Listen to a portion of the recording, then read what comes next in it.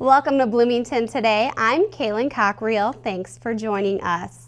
Anyone who travels around the Nicollet Avenue and I-494 area will need to adjust their travel routes. As of August 1st, the Minnesota Department of Transportation has closed the Nicollet Avenue Bridge spanning I-494 until late September. The closure will allow for bridge rehabilitation work, which includes resurfacing and curb, gutter, and sidewalk replacement. A marked detour will be provided using Lyndale Avenue, West 77th Street, Portland Avenue, and American Boulevard. The work is expected to prolong the life of the bridge while improving safety and usability for motorists and pedestrians alike. This city would like anyone who lives in, works, or visits Bloomington to know before you go. Become a fan or follower of the city's Facebook and Twitter pages, or sign up for eSubscribe to receive email alerts. Road closures are frequently posted among other city news and events. This allows city updates to find you wherever you might be. Take a look at this short production by the city's communication staff, posing the question, are you a fan yet?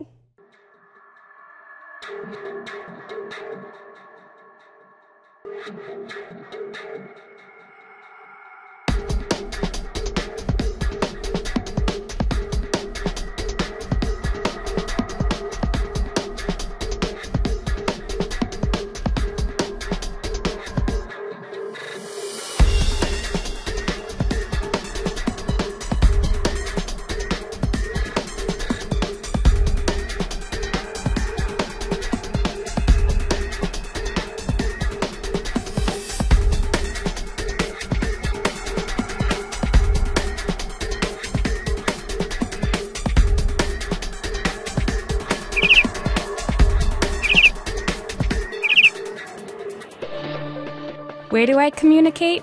I'm on Facebook, YouTube, Twitter. That's where you can reach me.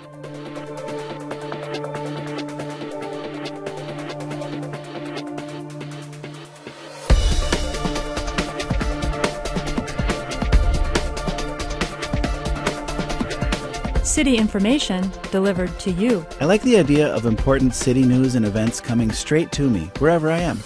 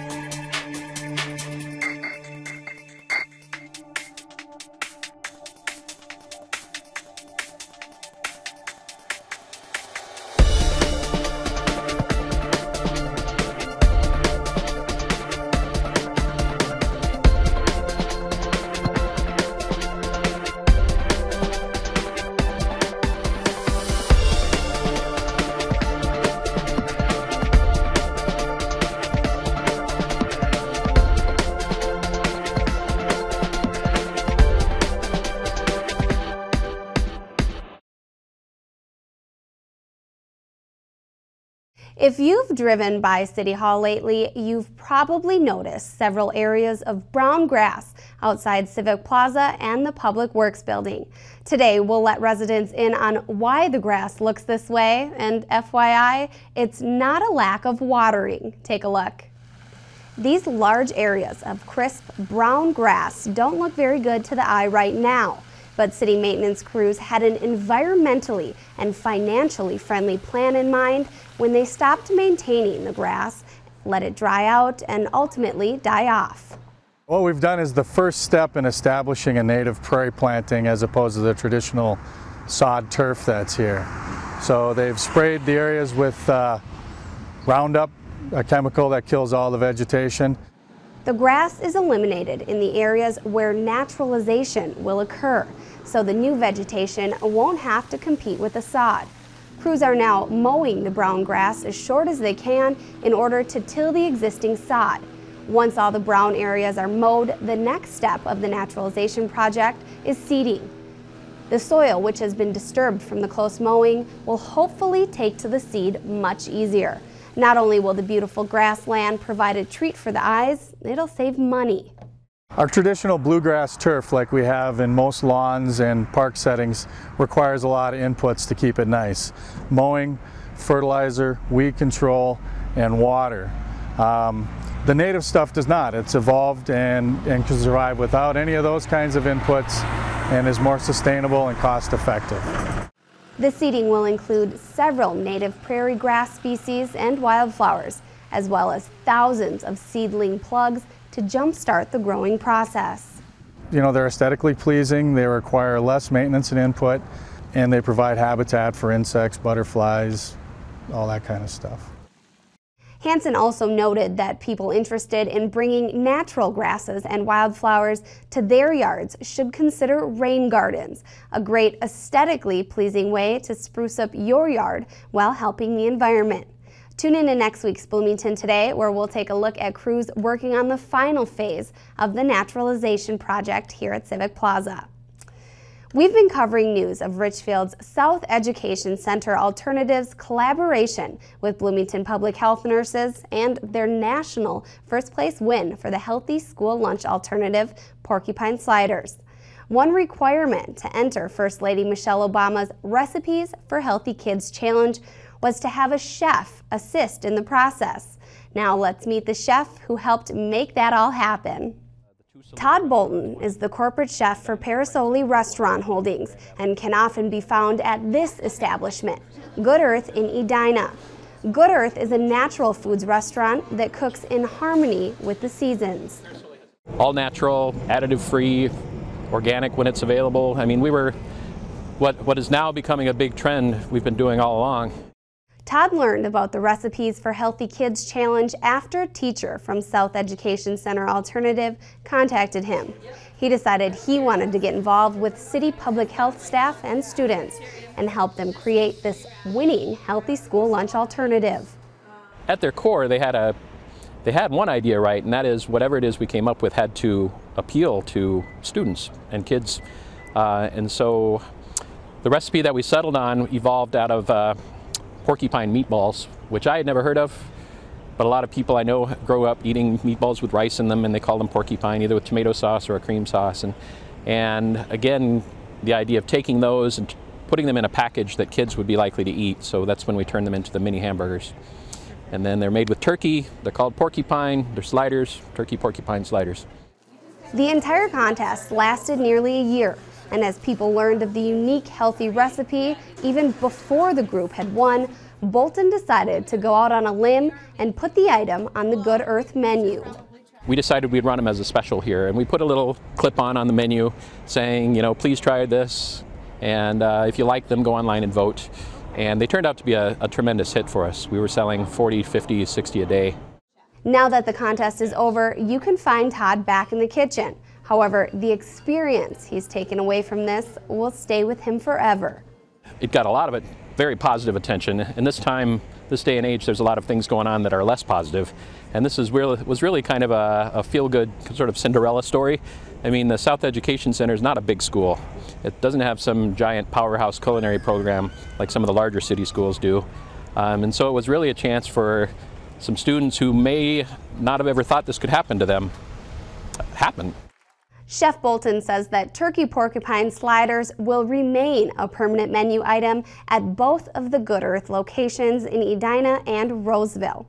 The group was lucky enough to meet the White House chef, Sam Cass, while in Dallas. They're still waiting to hear if they'll get a trip to the White House to meet First Lady Michelle Obama. Now there are 2 reasons to visit the Bloomington Farmers Market. It's a great resource to find locally grown fresh fruits and veggies, but soon you'll have a chance to learn more about a major Bloomington improvement project. Stop into Civic Plaza's East parking lot on Saturday, August 20th to learn more about the South Loop District Plan. It's there that city staff want your input on the latest ideas for the project. The open house will take place in the rehearsal hall between 8 a.m. and 11 a.m. Displays will illustrate what the district will look like, as well as plans for future developments. The following promotional piece will also be played to highlight the unique opportunities in the South Loop District.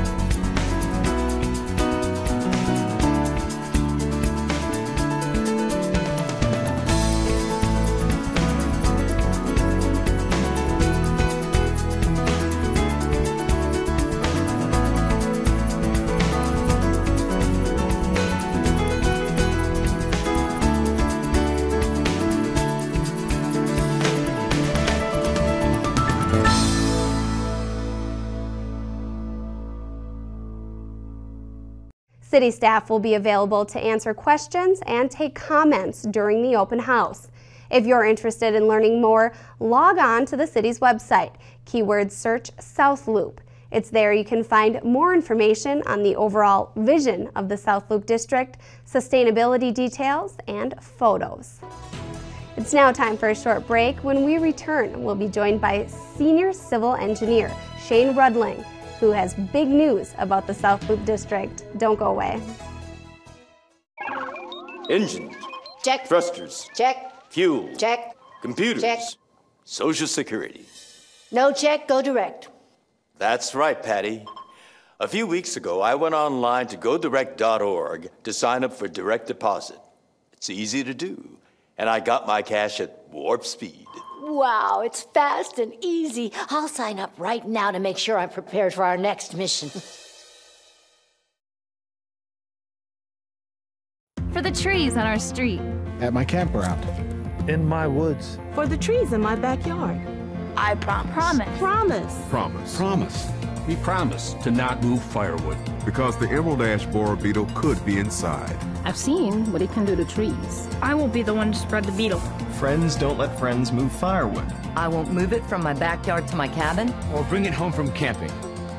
I won't take it here or there. I won't take it anywhere. I'll only buy it where I'm gonna burn it. Or buy it from my local guys. I promise. For the ashwood in my guitar. For the love of the game. The wood stays put. I promise not to spread the beetle. For the trees in my state. In mine. In mine. In mine. In mine. In mine. In mine. In mine. In America. We promise to not move firewood. We have the power. To stop the beetle.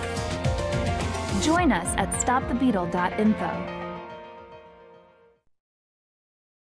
Welcome back, everyone. We're now joined by Senior Civil Engineer Schane Rudland. Welcome, Schane. Glad to have you on the show today. Thank you. It's nice to be here. Well, a major improvement project on Lindo Lane in East Bloomington is moving forward. For those people who don't know, where can Lindo Lane be found? Lindau Lane is the road directly north of the Mall of America. It's one of the main exits off Trunk Highway 77 to get to the mall, and it lies between IKEA and the Mall of America itself. Okay, so what changes are in store for this very busy roadway?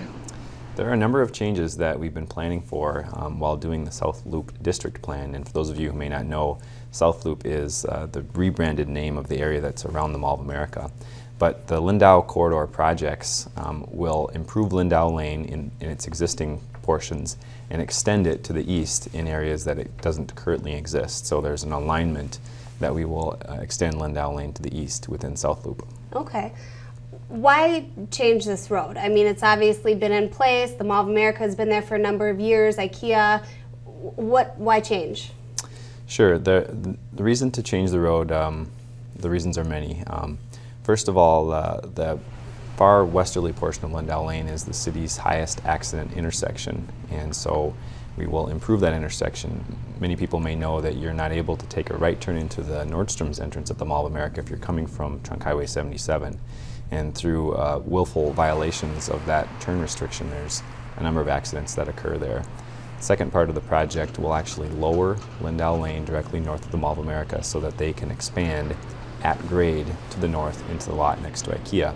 That was something that was a core principle to their expansion plan that they presented to the city in 2005, and it was improved in 2006, and we've been working on that through the recession here. Beyond that, as I mentioned before, the road will be extended to the east to connect up with Bloomington Central Station, which is a transit-oriented development centered around the Bloomington Central Light Rail Station. Wow, big changes. So we're actually talking in some parts of that roadway, tunneling it in essence. Mm-hmm. Is that correct? That's correct. There will be a tunnel of sorts directly north of the Mall of America as Lindau goes under where it currently is so that the mall can expand at grade or at its current elevation at the current surface to the north into the lot next to IKEA. Oh, wow. You know, there's obviously long-term benefits to this, as we just said, the Mall of America expansion. Talk about some of the short-term benefits that this project is going to create for Bloomington. On a short-term basis, the project will create a number of construction jobs. Hundreds, and it'll be spread out over years, and it depends on how you want to measure a job, of course, but there'll be hundreds of construction jobs created, and that will leverage a lot of private development to occur in the district too. So there you're talking about more construction jobs and then permanent jobs on top of that. Absolutely. Well, this, as you had said, will allow for the expansion of the Mall of America. Is that something that has been kind of in the works for quite a while? It has been. I've been at the city for 13 or 14 years, and the mall has always been talking about an expansion, and it's changed in size and scope through the years. The mall Phase 2 expansion includes IKEA, so that was kind of the first part of Phase 2. Okay. They're currently building the Radisson Blu Hotel on the south side. That's another part of Phase 2. It happens to be on the south side of the mall, but it's still part of Phase 2. So you're going to see Phase 2 happening in little components as time goes on, and maybe a bigger, larger retail phase in some future year. Oh, wow. Well, for this project in particular, we were out there with the camera kind of setting the scene. Construction hasn't happened yet or started. What kind of a timeline are we looking for? Sure. Our timeline right now is we're currently working with the state to understand the process to use state bonding money, which is one of the funding sources. And that as soon as we exchange information with the state, we'll know better exactly what our timeline will be. But our intention is to start some construction in late 2011 and be building these projects through 2012, 13, and cleaning them up in 14. There's $49 million worth of work here, and so that's a lot of projects or project to design and build. Absolutely. Well, that kind of leads me into my next question. Where's the money for this coming from? Sure. The city had identified about 2/3 of the funding before applying for a Tiger grant, a federal grant in 2010, which we were unsuccessful in getting, which is not surprising because there was a lot of competition for that money. We did go to the legislature this year and ask for that same amount of money, $15.5 million in funding from state bonding, and we were successful as part of the government shutdown compromise in getting that funding from the state. So the project is funded by assessments, primarily to the Mall of America, some liquor and lodging money, their existing tax increment financing money, and state bonding, and there's a number of other properties that are donating or selling right away to the project. Well, absolutely. I mean, this is benefiting quite a few people. Why don't you tell us a bit about that? Who stands to directly benefit from this? Well, certainly the Mall of America is a primary beneficiary here. I mean, the biggest sub-project of the Lindau Corridor projects is directly related to the Mall of America expansion, but beyond that, Bloomington Central Station, our marquee development out east of the mall, centered around the light rail station, stands to benefit also because some of their infrastructure gets built.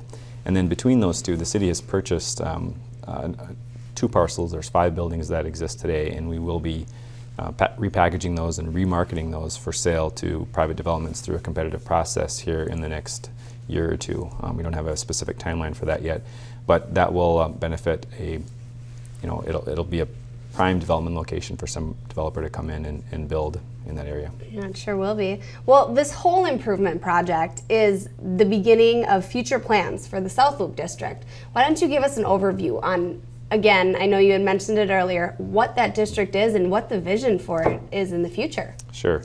South Loop is the area that's east of Trunk Highway 77 in Bloomington. It has the Mall of America in it for geographical reference, but currently it has a number of large suburban scale blocks that are kind of out of size for an urban place, and somewhat because of the Mall of America is so massive, it kind of puts things out of scale out there. So one of our primary goals in the South Loop District Plan, which is our comprehensive plan for that subpart of Bloomington, is to create a more urban style district. So it'll be walkable, have better access to transit, which it already does in many respects because of existing light rail connections and the transit hub at the Mall of America. And so the primary goals of the South Loop District are to make it more walkable, urban, take advantage of all the transit connections and the other advantages there, such as the closeness to the airport and the Urban Wildlife Refuge, which is an underutilized resource next to the district, and really make it a more urban place. It's 2/3 of Bloomington's growth potential, so it's a really important part of Bloomington as Bloomington will continue to grow. Well, yeah, we're excited to see the changes that occur with that. Well, we'd like to thank Senior Civil Engineer Schane Rudland for being with us today. If you'd like any information on this project or South Loop District, log on to the city's website, keyword search Lindau Lane or South Loop, and you can find all of that right there. It's now time for a short break. We'll be right back. 30 minutes a day of physical activity can improve your health and decrease your risk of heart disease. So start walking for yourself. Start walking with your family. Start walking with your friends. Start a movement in your community. Start walking. Start something. To join the movement, log on to startwalkingnow.org and help start something now.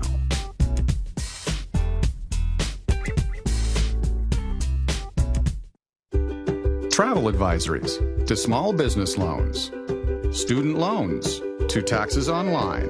Whether you have information to get or ideas to give, USA.gov is the official place to connect with your government. From surplus car auctions to finding a new job, our new mobile apps will keep you updated on the go. So check out USA.gov, because the country runs better when we stay connected.